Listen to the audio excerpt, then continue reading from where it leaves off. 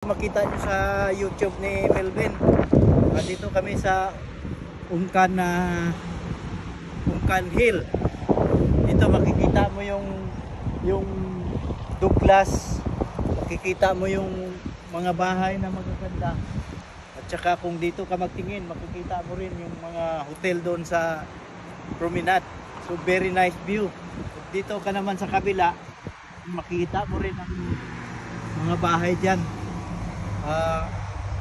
Huwag nyo kalimutan na mag-subscribe sa channel ni Melvin Ordonia, kay makikita ito lahat sa YouTube.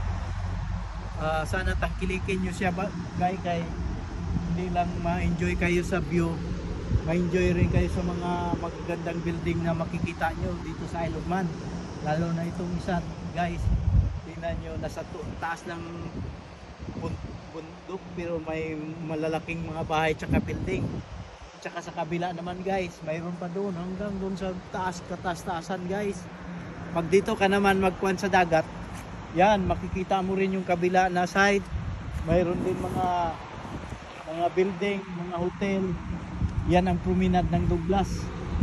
So tingnan nyo guys, ang view lang guys, wala na makatalo.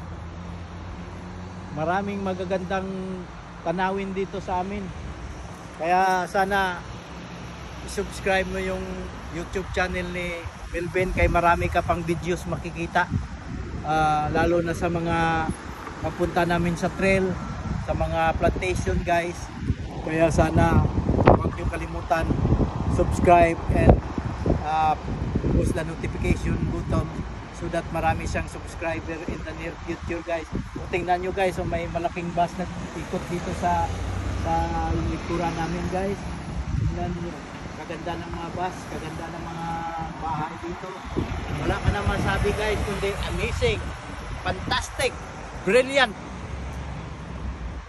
That's